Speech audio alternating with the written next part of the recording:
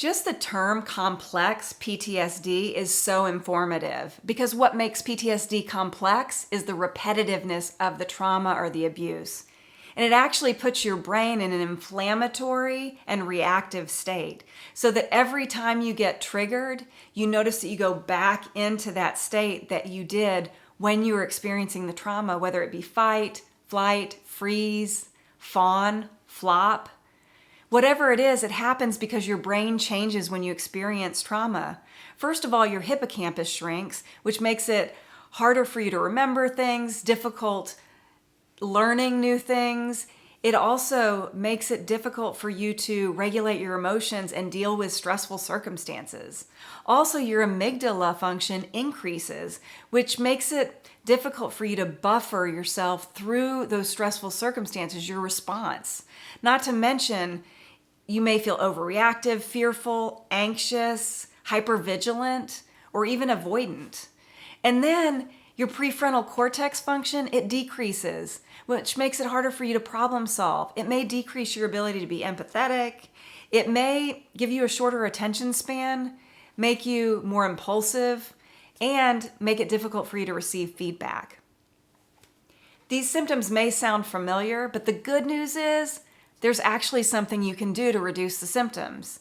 There are therapeutic evidence-based approaches, which I'll talk about in my next video, but there's things that you can start doing today that go with an acronym SEEDS. So think about it like planting seeds for a healthier you.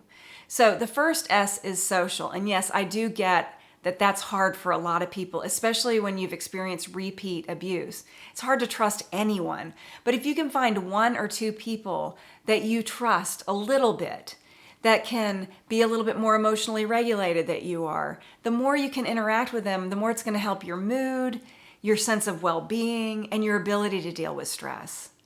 Second is exercise. This could be just any way you want to do 30 minutes a day, every day. It could be walking, it could be jogging, it could be 3 times in 10-minute increments. It could be weightlifting. It doesn't matter. When you do physical activity, it helps with your sleep, it helps improve your mood, it helps decrease those depressive symptoms, and it helps you deal with stressful circumstances.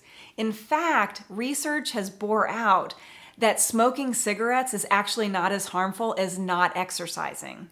The second E is education. So educational content like this, where you're learning something that you can do to make things better. Any of that kind of content, the more that you focus on things that are life-giving, the more life is going to come back to you.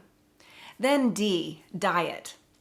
You want to make sure that you have 3 meals a day.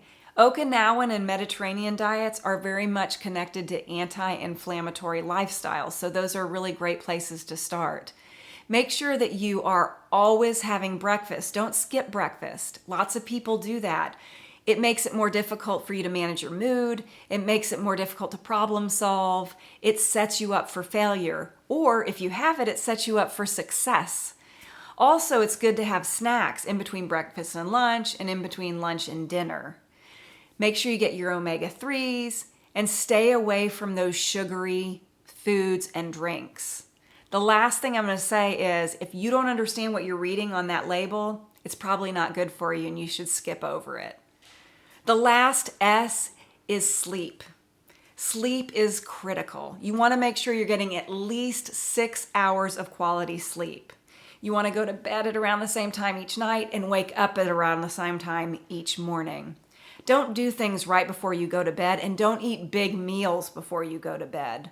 Also, you want to avoid getting on those electronic devices while you're in bed, and you really should stay away from it for 2 hours before you go to sleep. The last thing is avoid caffeine after 2 p.m., even if you don't notice it having a negative effect. It actually does in your brain. So, if you start implementing SEEDS, you don't have to do it all at once. You can pick 1 or 2 things to start with. The more you invest in you, the better things are going to be.